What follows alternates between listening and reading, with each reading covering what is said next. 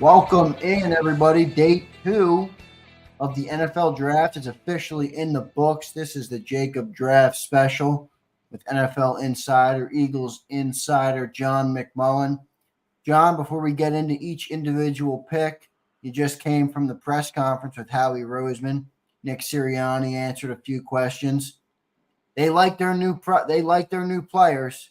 What did you take? What did you make of the press conference from Howie and Nick, and just your initial thoughts on day 2 as it came to a close? A lot of shaking and baking for Howie today. Yeah, I think, how he said during his pre-draft media availability, he likes the trades, and he didn't get to trade day one. So you kind of knew what was in store for day 2. And he makes 3 different trades. He goes up to get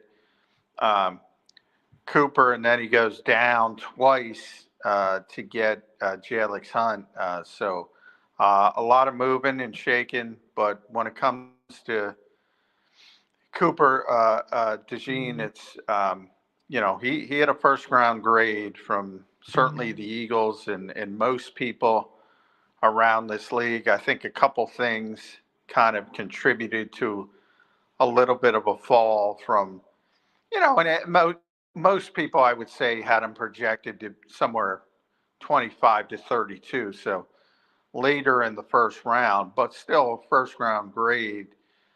And fell a little bit ultimately to 40. So it wasn't a precipitous fall, but partially due to the injury that cost him the last 4 games of his college career.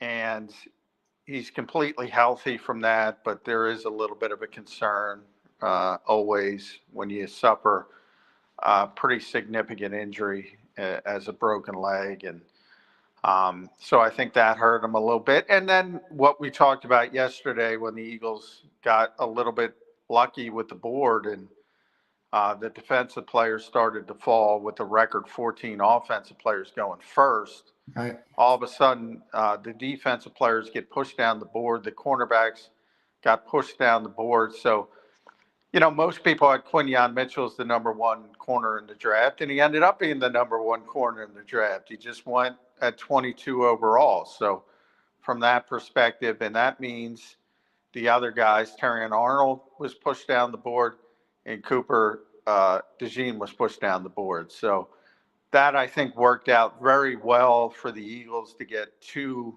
potential starting players and 2 potential difference-making players on defense relatively early in their career if they live up to their billing. So I think that's all positive. And then, you can question, as we did when we did the immediate hit after taking Jalyx Hunt, you can question taking a developmental prospect, and that's what he is. And he's got tremendous athletic skills, but he's got a long way to go.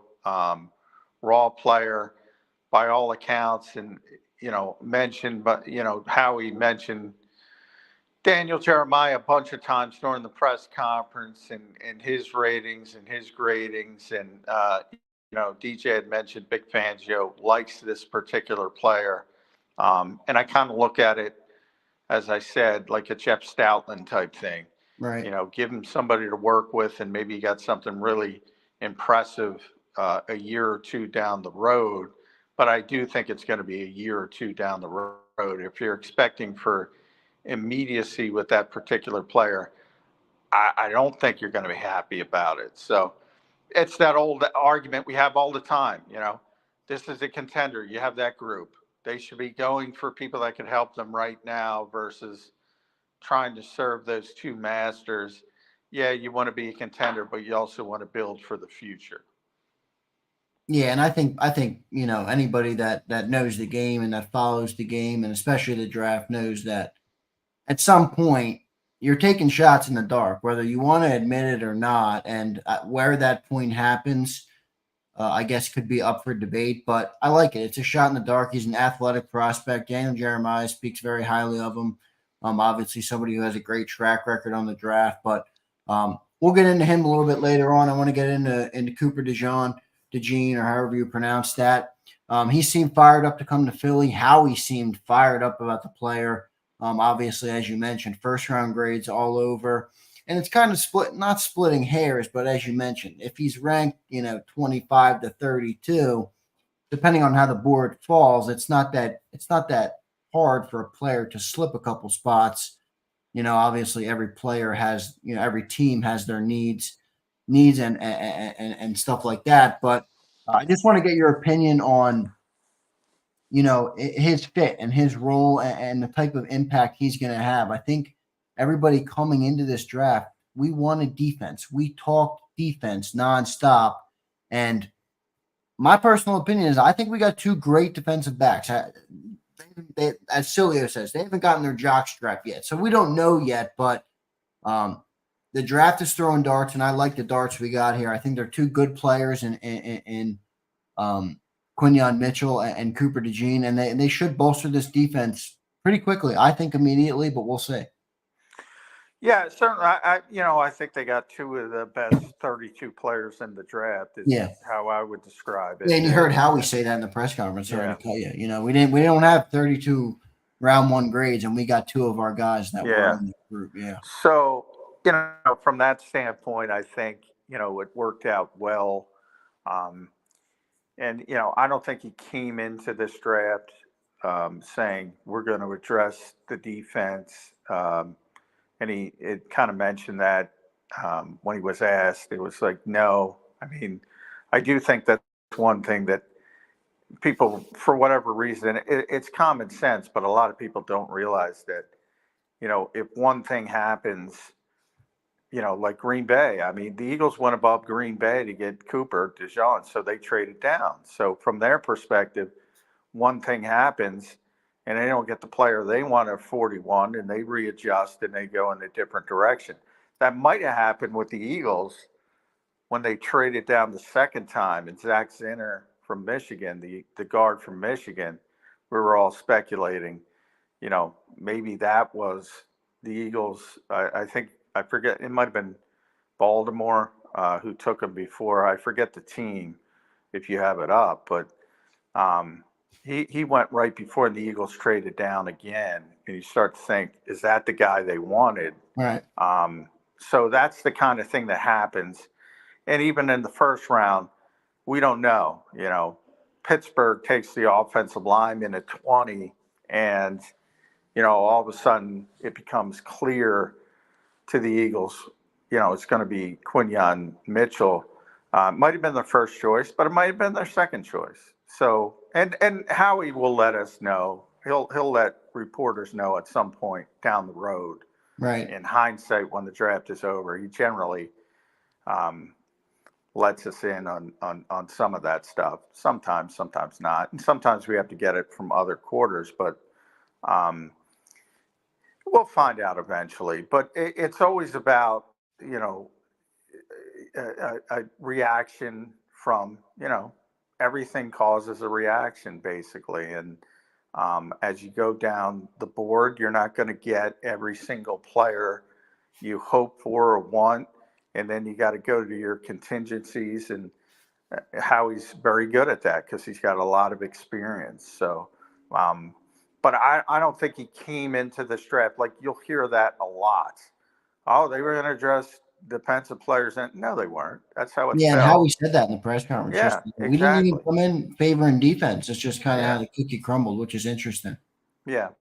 And I do say, and that's why I said, I thought, very honest about it, that they would come out at the first 2 days of this draft with an offensive lineman, and it didn't fall the way to where they got an offensive lineman. But maybe they wanted Zach Zinner. That's a real possibility when you trade down after a player like that comes off the board. So that's the kind of stuff that happens. And I brought it up with the cornerbacks yesterday, and people talking about finally, and you see it all over. First time the Eagles taken a quarterback since 2002 in the first round. Well, they've been trying for years to get a cornerback, and Yeah, it right. hasn't worked out that way. Right. So it's just, it's a literal fact. I have no problem people bringing it up, but it's not that meaningful because they weren't avoiding cornerback, is what I'm trying to say. Yeah, and that's the context you always talk about, Johnny Mac. You can't speak about things in a vacuum. There's always more variables that get left out of any given conversation. Yeah, and it's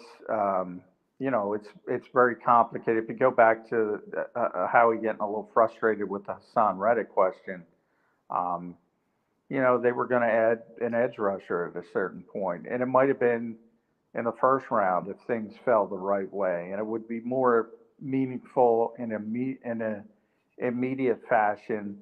Now you have more of a developmental player for Vic Fangio to work with. But from a ceiling perspective, the Eagles are, and you kind of heard Howie speak about his ceiling as a player and what the Eagles feel he can do. Um, and maybe it turns into something special 2 years down the road.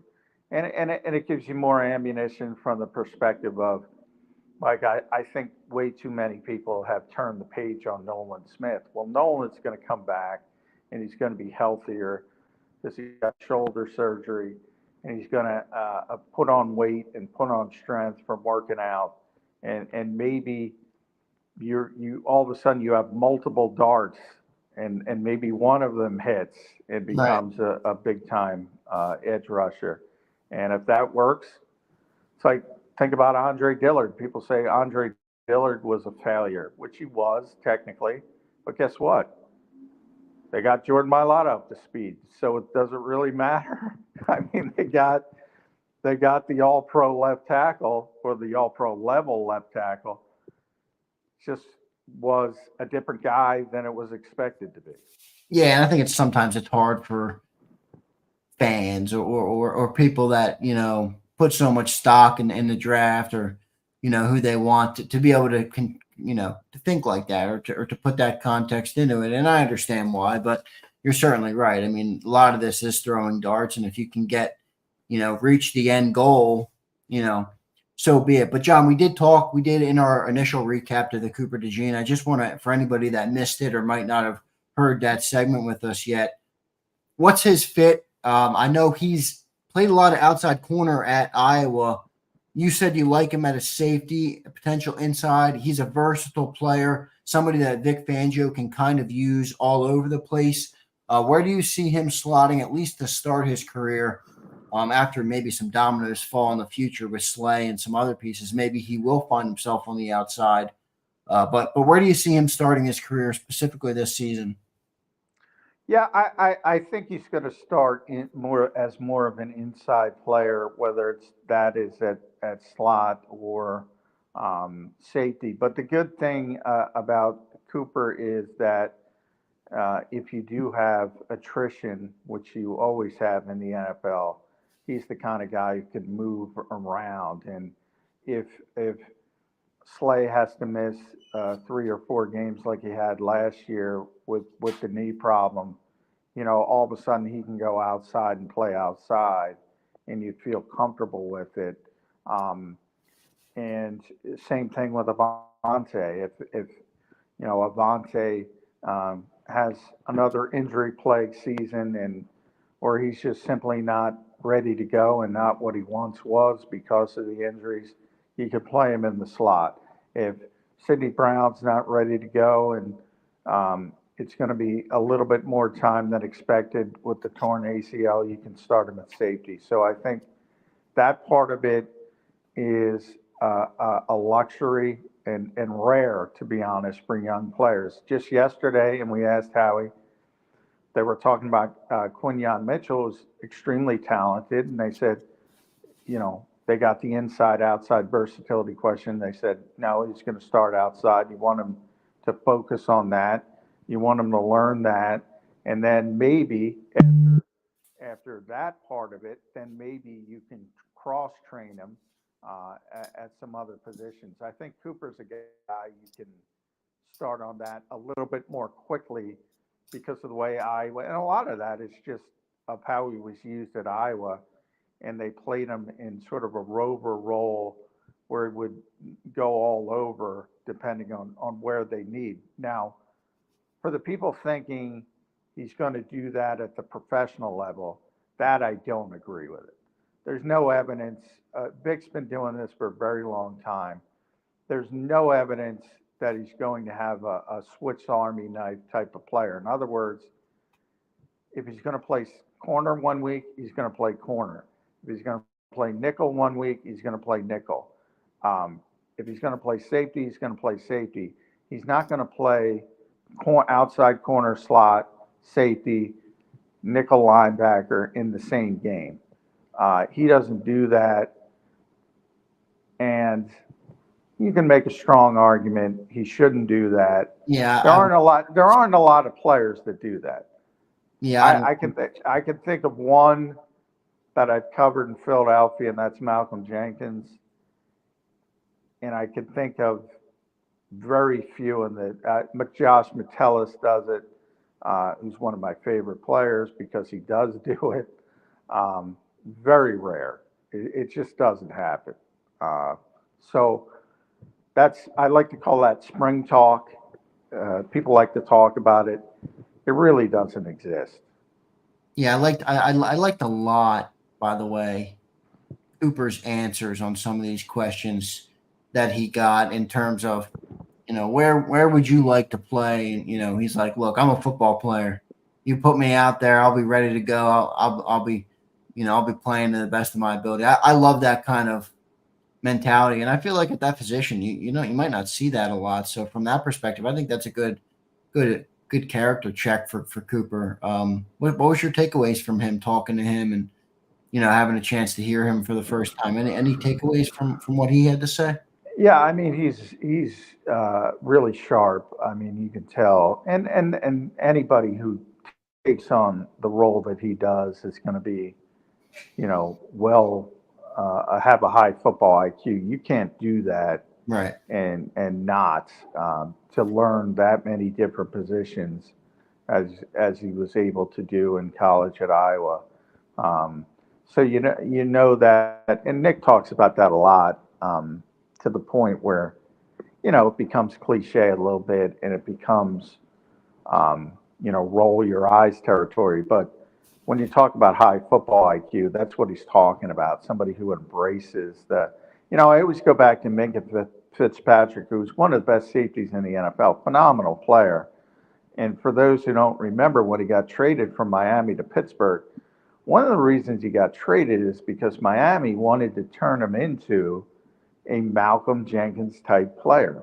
And they wanted to turn him into a guy who would play a bunch of different positions, play a bunch of different roles, and he didn't want to do it. He just wanted to focus on playing free safety, and he's one of the best in football, and it's worked out for him.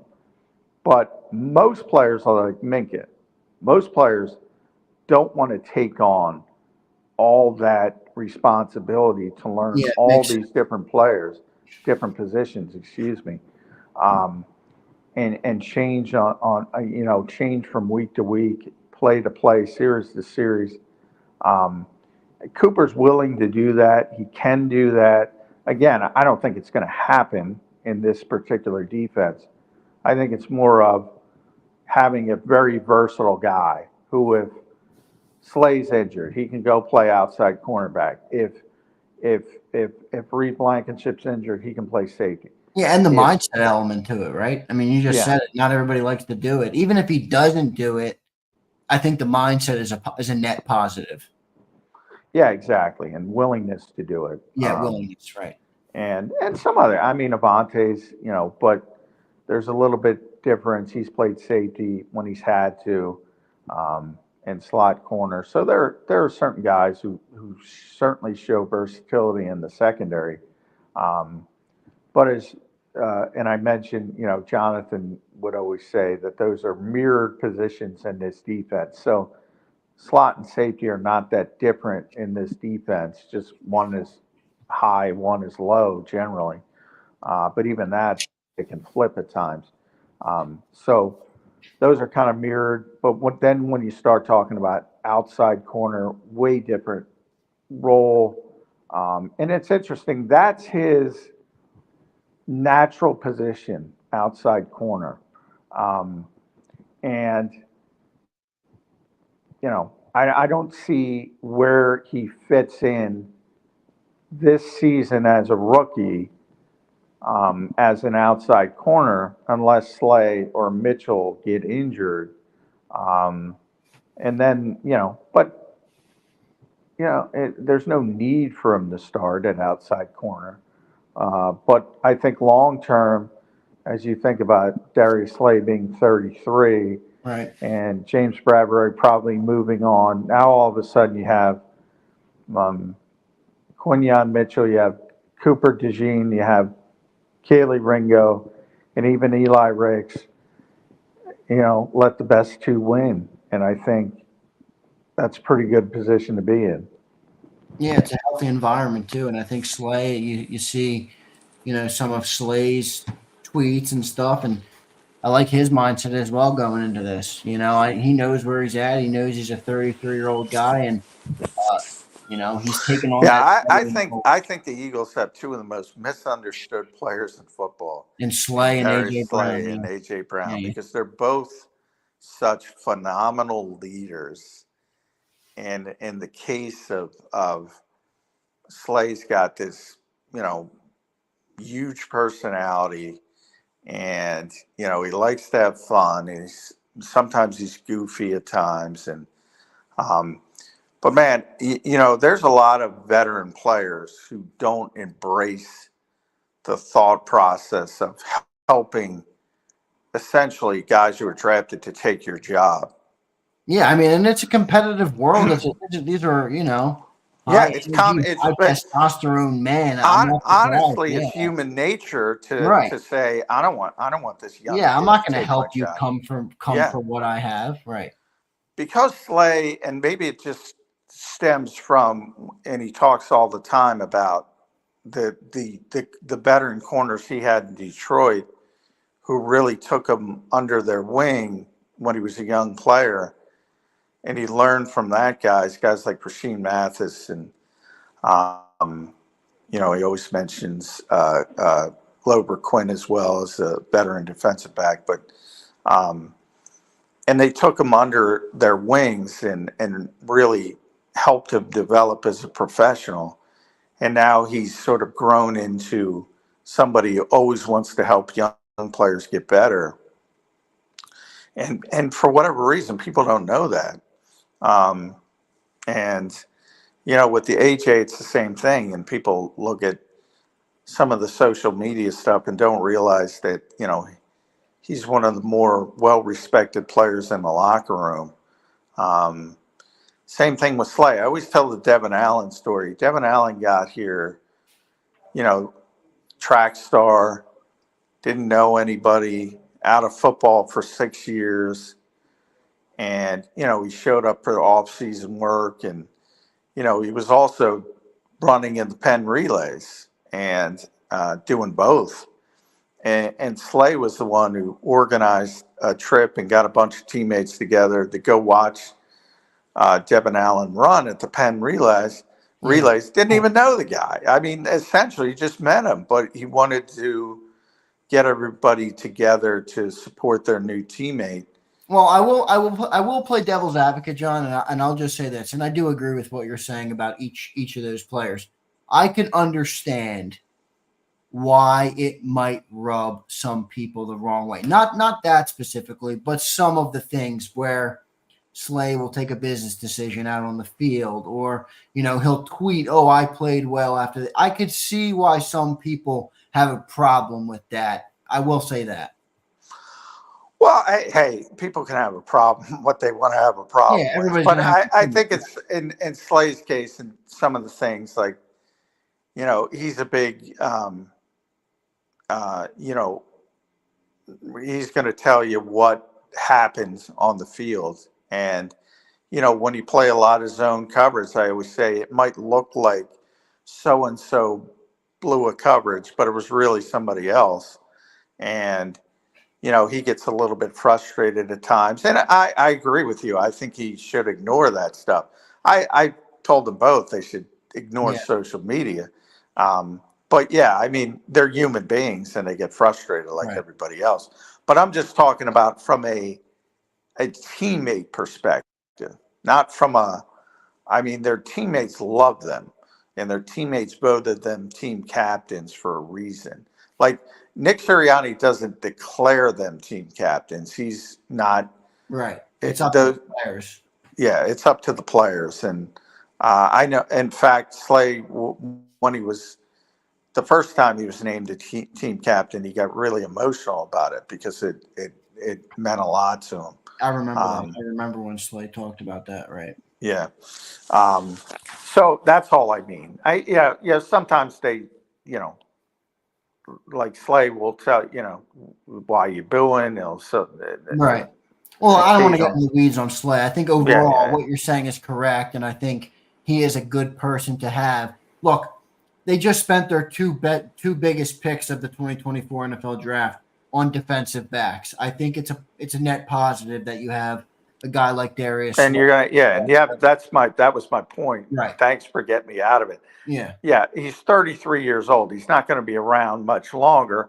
And you have a 33-year-old guy who's been a six-time Pro Bowler, whatever, who knows and has seen everything on how to play cornerback in this league at a high level, and he's willing to help young players. You don't often see that. Is kind of where I was going. Yeah, I agree, and I think it's a good. I think it's overall. I think it's a good thing. John, let's get real quick before we talk about some of the picks. I mean, boy, they are loaded on picks. The Philadelphia Eagles, just put out a graphic. See you guys tomorrow. I mean, there's looks like we got Seven. seven picks. We got three or four in the fourth round. So we are loaded up tomorrow. Before we get into that, I just want to give you a chance to comment on that third round pick one more time.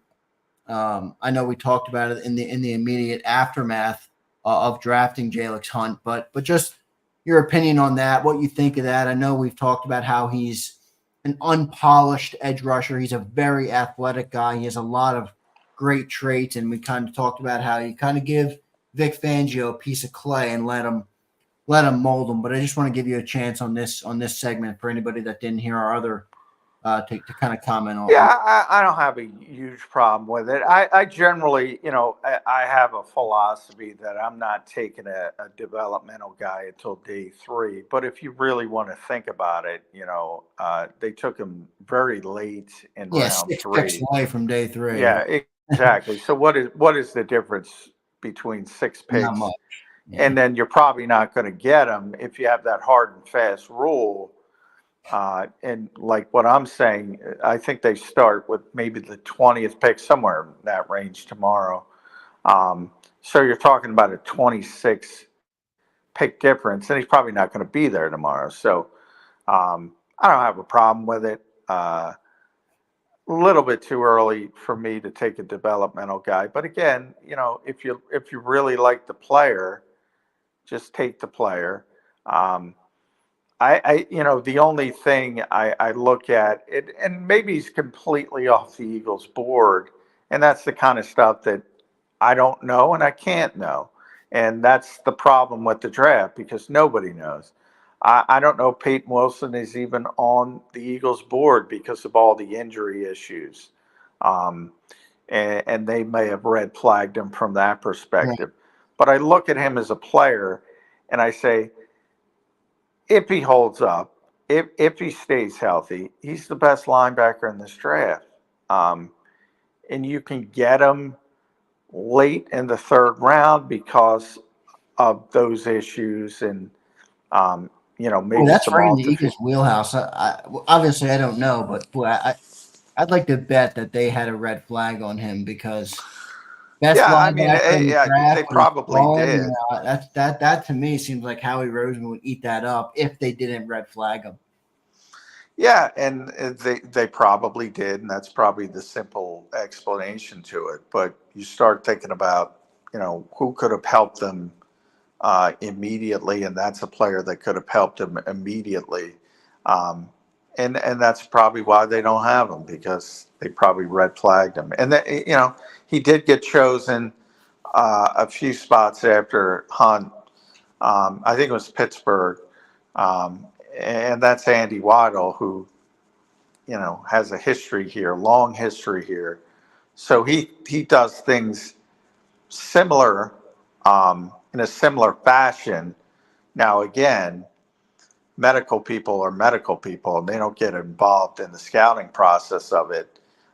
So the Pittsburgh doctors could have a different view of it than the Eagles doctors. But I can tell you this: UPMC guys, they're legit. The Pittsburgh, University of Pittsburgh, James Bradley's out there, a bunch of Joe Maroon's out there. It's one of the top sports orthopedic areas in the country.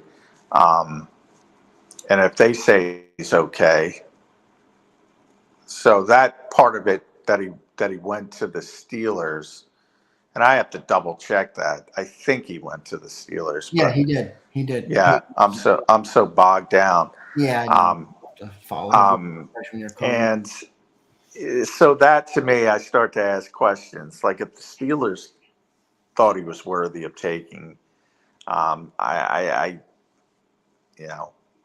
question it a little bit. Yeah, and I can understand that. John, let's shift to an early preview of tomorrow. They got, like we just mentioned, they're loaded on picks. There's a couple positions that stick out to me right now, and I want to ask you.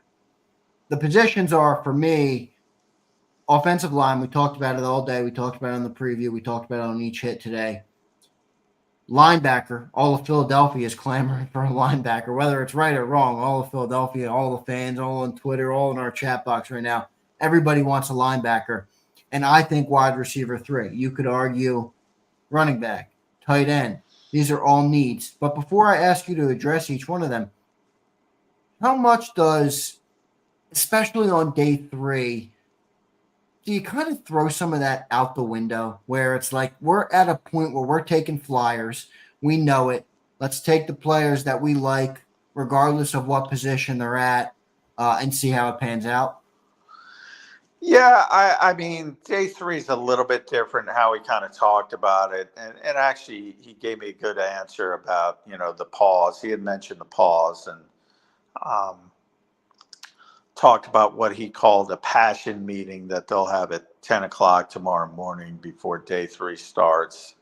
Just another avenue to where the scouts can get together, and if they're really passionate about a player, Right. make that case. They're not going to change grades, he said, obviously, but I heard that. it's sort of in that, if you have that cluster of players and you're really passionate about one, maybe that leans them. Maybe they go up to get one, as they did with Caleb Ringo last year. So that'll be interesting how that shakes out. But I do think on day 3, there's, especially when you have a lot of picks, and now the Eagles have a lot of picks, you can start saying, all right, they got to add a running back at some point. They got to add probably, offensive line, but we're still talking We about keep it. going there. I mean, They got to add. taking an offensive lineman? I don't think you're going to add one now. I think the competition's, quite honestly, going to be between Tyler Steen and Matt Hennessy. So the Eagles did do a good job. And you talk about third receiver. Yeah, I mean, I would like to see him upgrade from Paris Campbell. But if they at least got these pieces in place, the Paris Campbells, the Matt Hennessy's, to where you could say, all right, well, at least they're NFL caliber players, and you don't have to overreach, but you also want to add some competition. And day 3 is a little bit more nuanced, I would say, than when you're just trying to find the best players at the top of the draft, because you can use it to fill some holes. Yeah, and we briefly talked about it earlier. The Eagles really aren't one of those teams right now that needs all the lot of teams will accumulate late round picks because they need camp bodies. They need people. They need to fill out their roster. Eagles really Yeah. aren't in that position. I hope there's a player they like so they can package some of these picks and go and get them, or else I kind of feel like we might not waste them, but I don't know. Well, yeah, I mean, they're not, are we just going to go, right to the practice squad? Or are you going to trade them for next year? I would like to see maybe some of that if they can, but we'll see how it shakes. Yeah, I mean, to me, it's pretty easy, and too many teams struggle with the idea. It's like, I don't care about, and I've said it on the show before, I don't care about the number of picks for the Eagles. If I got a 4-win team, I care about that number of picks, and I do want to trade down. I do want to populate the roster with younger players and rebuilding mode. Why do you think then Howie kept trading back and accumulating those fourth rounders? Do you think he wanted Jalyx the whole time, and he knew that, and he knew he could accumulate assets because his guy was still going to be there? Or do you think he valued getting more picks, and then when his time came, that was the guy they had? Oh, well, I think, if you think about it, it all starts with Cooper, and they wanted to go up and get Cooper. So Right. To do that, they had to give up 50 and 53, and they got back, and they got the 40th pick, and they also got a third-round pick. So they went much lower from 53 to go up and get Cooper Dejean. And then from that standpoint, then they went down twice. Now, why did they go down the first time? I brought up Zach Zinter. Zinter. It certainly seemed to me that was the guy. Yeah, he went right before that pick, right? Yeah, and there was a bunch of offensive linemen. Maybe they got a little bit too cute and said there's a bunch of them we like, and all of a sudden they started to come off the board. And Zach was the guy, and all of a sudden he's gone. And then they trade down again as far as they could, probably in the third round, understanding Hunt's probably going to be there. That's my guess of what happened. Now, Howie made a big thing out of, DJ Daniel Jeremiah putting up his, I guess he was putting up his top players left on NFL Network, and Hunt was high, and he was, wishing he would take it off and not show it. But if he wanted him that bad, he wouldn't have went down twice. So there's a little bit of subterfuge when it comes to that. I do think they wanted a different player, very similar to what Green Bay. Look, Green Bay wanted Cooper at 41, and the Eagles went up right in front of him, stole him, and then they said, "Oh crap!" and then they went back. Yeah, and then the next two teams that came in, by the way, drafted cornerbacks. Yeah, three. I think it was corner. I think it was three in a row. Now, I'm not saying they wanted Cooper, but that certainly shows you that Howie read that part of the draft accurately. Yeah, I mean that essentially what Green Bay did essentially validated what Howie thought. I think the same thing happened to the Eagles in a negative way. When Zinter went off the board, and then I think they said, "Oh, our guy's gone, and let's go down." Yeah. All right, Johnny Mac, that'll do it for tonight. Good recap on day 2. We're now done day 1. We're done day 2. Eagles got Quinyon Mitchell, cornerback, last night, pick 22 overall from Toledo. I like him. I think he's going to be a good player. We'll see how he pans out. They get Cooper Dejean. We just talked about him a lot. And they get the Jalyx Hunt, the athletic guy that is unpolished. So we'll see how it goes. Tons of picks tomorrow, tons of shake and bake, and we'll be covering it all day. Go ahead and get yourself home safely, Johnny Mac from the NovaCare. Good job today covering the whole draft and being on it for JAKIB Sports. We appreciate it. Get home safe, and we'll talk to you tomorrow. All right, brother? All right, thanks, Andrew. Appreciate it. Thanks, Johnny Mac. That's John McMullen live from NovaCare. He did great work all day today covering the draft. I want to hear from a couple people in the chat. We got a good amount of people watching us. Thanks for tuning in. It's 12:40 Eastern time. But if you're a draft nerd and you're into this stuff, you're not falling asleep anytime soon because you're wired up a little bit after it ends. So good conversation with Johnny Mac. I got to be honest, I like what the Eagles did. I see a lot of people that are indifferent on Cooper. I love it. I think he's a great player. Obviously, like Cilio always says, and a lot of you are talking about Cilio as you always are, they don't have their jock straps yet. So I don't want to go there, but I will say I like the player. I like the personality of the player, and that is obviously not everything, but I think sometimes that can give you a look at, how a player thinks, how he acts, how he works behind the scenes.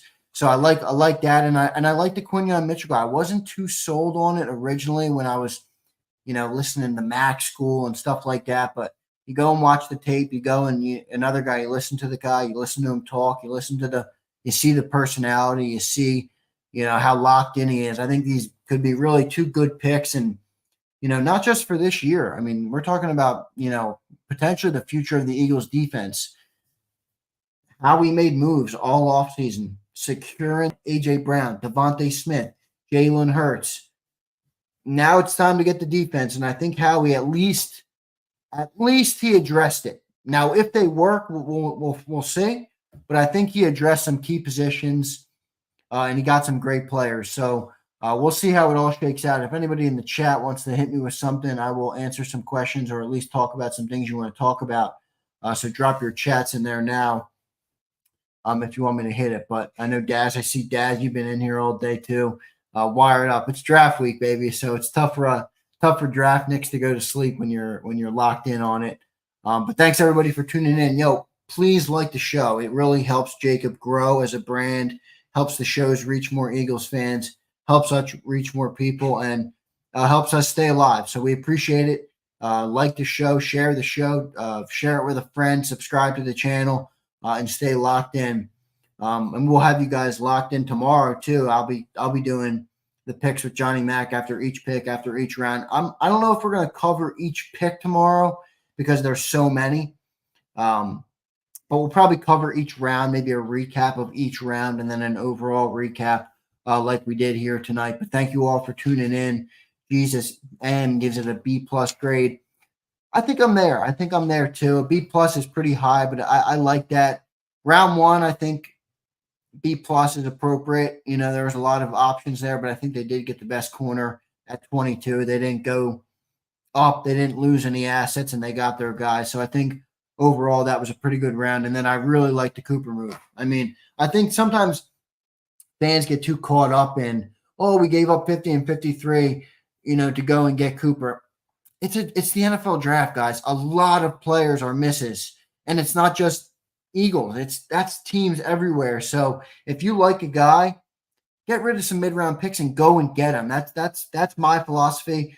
I'm not sure if it's right. I'm just a fan. I'm just, I just watch it like you guys do, but that's my opinion on it. So I think Howie did that with Cooper, and I like to see that. And we'll see how the Jalyx Hunt guy turns out. Obviously, he's raw, very raw, but I do like the athleticism. So we'll see what he can do. Thanks everybody for tuning in. I mentioned it already. I'll mention it again. Please drop us a like on the show. We'll be back covering it tomorrow. Twiz the man, always supporting the channel. We appreciate you, Twiz the Jigga. We'll see you guys tomorrow. I appreciate you tuning in. I'm Xander Krause. Thanks for checking in, everybody. And we will see you tomorrow on the JAKIB Draft Special for day 3. Thanks, everybody. See you next time.